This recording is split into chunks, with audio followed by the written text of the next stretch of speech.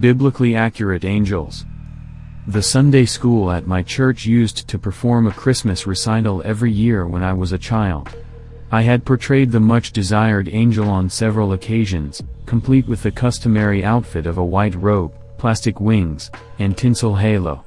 Even though my angel was more of a dollar store find, it fits the mold of how we've been taught to envision the kind appearance of God's devoted emissaries: large, fluffy wings, a brilliant golden halo, and billowing white robes. Based on how angels have been portrayed throughout art history, particularly in the period leading up to and including the Renaissance, they are shown as exquisite beings with delicate features, elegant movements, and flowing blonde hair. And if we read the Bible, we would find written explanations supporting these pictures. Correct? The internet was alerted in 2016 by user Revolution 19's widely shared Tumblr post that some angels aren't the lovely, gentle, feminine beings of our dreams. Rather, they are terrifying eldritch abominations straight out of our darkest dreams. Furthermore, neither the accusation nor the mockery of Christianity are intended. If you open a Bible and read a few, completely bizarre, passages, you can easily find the evidence, which we'll discuss in a moment. The names of the angels and their positions in the overall angel hierarchy vary depending on the particular Abrahamic religion you practice. Angels are classified into 10 ranks in Judaism, though the exact rankings vary depending on the source. In Islam, on the other hand, angels are more directly involved in human life than they are in Judaism or Christianity, but there is no hierarchy for them at all. Pseudo-Dionysius the Areopagite, a Greek author, proposed the most influential angelic hierarchy in Christianity in his De Coelesti Hierarchia, also known as On the Celestial Hierarchy, written sometime in the 5th century CE. It comprises 3 hierarchies and 9 orders of angels. An angel's overall closeness to God is indicated by where in the hierarchy they are classified. The most well-known angels are the archangels Michael, Gabriel, and Raphael, but they are a little too normal, that is, too mainstream. The first tier, the big guns, Seraphim, Cherubim, and thrones, are what I want to talk about. Quite simply, they are amazing and terrifying, and not enough is said about them. Now let's get started. Pseudo-Dionysius states that thrones is located in the 1st and 3rd ranks of the angelic hierarchy. Thrones, also known as Ophanim, are the entities that Ezekiel saw in his vision in the Old Testament book of Ezekiel 1. In his visions, Ophanim appeared as the 4 wheels of God's throne, or chariot. The appearance of the wheels and their work was like unto the color of a beryl, and they 4 had one likeness, and their appearance and their work was as it were a wheel in the middle of a wheel. When they went upon their 4 sides, and they turned not when they went. As for their rings, they were so high that they were dreadful, and their rings were full of eyes round about them 4. Ezekiel 1 verses 15 to 18. The existence of a creature so close to God is beyond human comprehension, as the original Tumblr post noted, so Ezekiel can't seem to believe what he's seeing. He stared in wonder at the celestial vision, and it stared back at him with millions of unblinking eyes. Artists have enjoyed themselves greatly while interpreting Ophanim from Ezekiel, with each one being more horrifying than the last. Fascinatingly, the Bible does not specifically categorize Ophanim as angels. The Book of Enoch is an ancient Hebrew apocalyptic religious text written sometime between 300 and 200 BC by Noah's great-grandfather, who is famous for building the ark. It is the earliest text that draws this distinction. He writes as follows: And he will summon all the host of the heavens and all the holy ones above, and the host of God, the cherubic, Seraphim and Ophanim, and all the angels of power, and all the angels of principalities, and the elect one, and the other powers on the earth, and over the water. Book of Enoch 61:10. The Book of Enoch is a fun read for anyone who is bored on a Tuesday night and contains information on giants, fallen angels, and demons. The Book of Enoch is most frequently cited as an extra-biblical text, even though some, namely the Ethiopian Orthodox Church and the Ethiopic Bible, consider it to be canonical literature. Other instances of extra-biblical ideas are the 7 deadly sins, identified by Pope Gregory the Great in the 6th century CE, the 3 wise men, the exact number of whom is unknown in the Bible, and the Apocrypha, which are old writings that are occasionally and occasionally not accepted as canonical texts of the Bible for a variety of intricate reasons. The idea that Jesus' birthday is December 25th is likewise extra-biblical because the Gospels make no mention of it.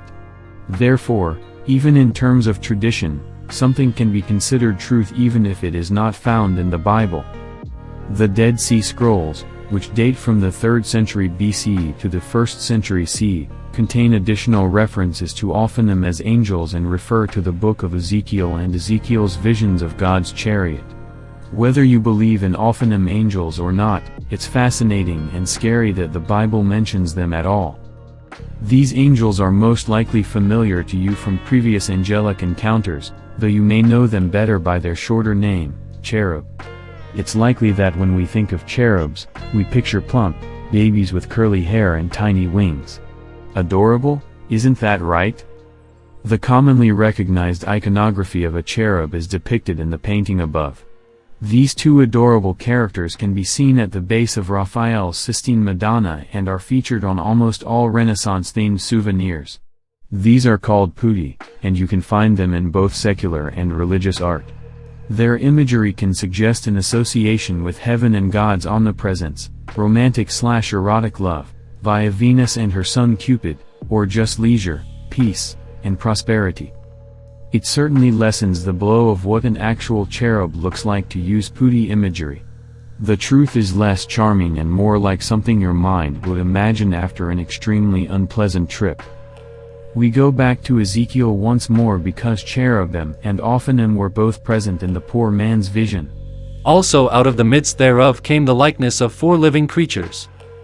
And this was their appearance, they had the likeness of a man. And every one had 4 faces, and every one had 4 wings. And their feet were straight feet, and the sole of their feet was like the sole of a calf's foot, and they sparkled like the color of burnished brass. And they had the hands of a man under their wings on their 4 sides, and they 4 had their faces and their wings. Their wings were joined one to another, they turned not when they went every one straight forward. As for the likeness of their faces, they 4 had the face of a man, and the face of a lion, on the right side, and they 4 had the face of an ox on the left side, they 4 also had the face of an eagle. Thus were their faces, and their wings were stretched upward, 2 wings of every one were joined one to another, and 2 covered their bodies. And they went every one straight forward, whither the Spirit was to go, they went, and they turned not when they went. As for the likeness of the living creatures, their appearance was like burning coals of fire, and like the appearance of lamps, it went up and down among the living creatures, and the fire was bright, and out of the fire went forth lightning. And the living creatures ran and returned with the appearance of a flash of lightning. Ezekiel 1 verses 5 to 14, KJV. A few chapters later, it is confirmed that the living creatures Ezekiel is describing in the above passage are cherubim. This is the living creature that I saw under the God of Israel by the river of Chebar, and I knew that they were the cherubims. Every one had 4 faces apiece, and every one 4 wings, and the likeness of the hands of a man was under their wings. Ezekiel 10 verses 20 to 21. In addition to the chariot's terrifying wheels, Ophanim, we have the throne bearers, who don't resemble a cute little baby at all. We're dealing with a creature that has 4 faces, which are an ox, an eagle, a man, and a lion, according to Ezekiel. It also has 2 wings, possibly for each head, or 8 wings, and hooves. Cherubs glide about like eerie UFOs rather than flapping their tiny little wings. They never need to rotate or turn while navigating because each of their 4 heads is conveniently pointing in every direction. It defies our limited mortal comprehension and plunges headfirst into the strange, much like the Ophanim. For those who attended Catholic high school in the past, the 4 faces of a cherub may be recognizable. This is because the 4 evangelists, Matthew, Mark, Luke, and John, are frequently depicted as an eagle, lion, man, and ox, respectively. The idea of a tetramorph comes from the vision given to Ezekiel, Thus, this is what a real cherub looks like, despite what Valentine's Day cards and Renaissance artists have taught us. These are some illustrations of Ezekiel's vision that include both Ophanim and Cherubim. Ezekiel had a lot on his plate, poor guy. Despite being mentioned 91 times in the Hebrew Bible, there are no other written descriptions of the visual characteristics of cherubs outside of his vision in the canon of Scripture.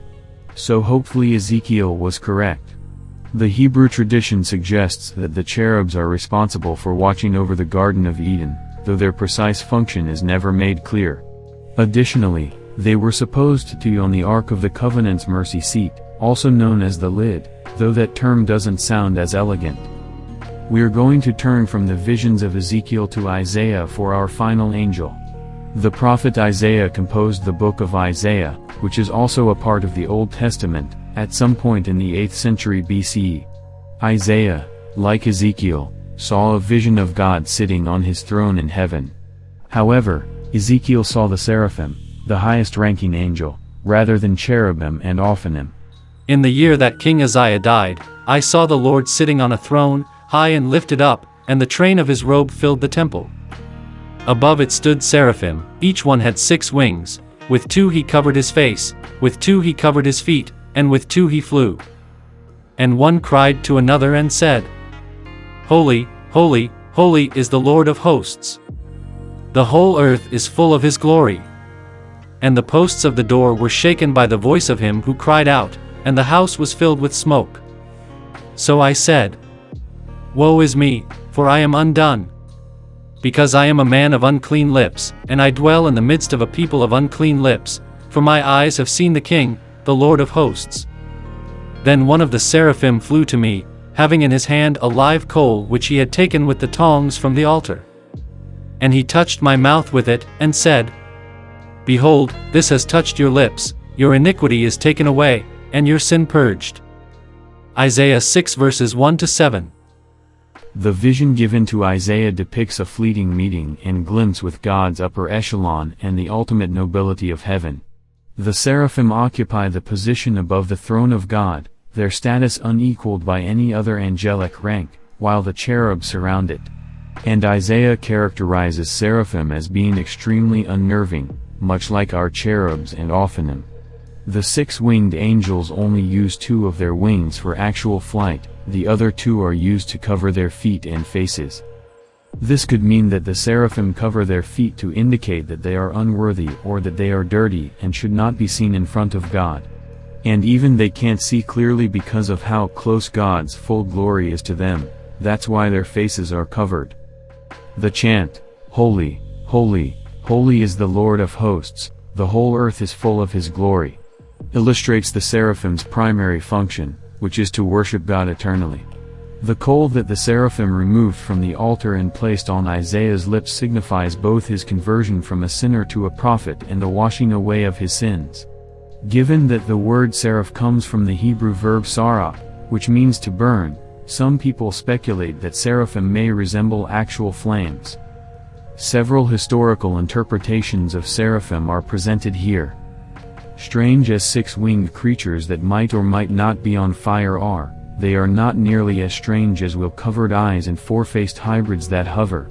However, Isaiah omits to mention a spooky detail that uncannily compares seraphim to Ophanim, as recorded in the prophecy-filled book of Revelation.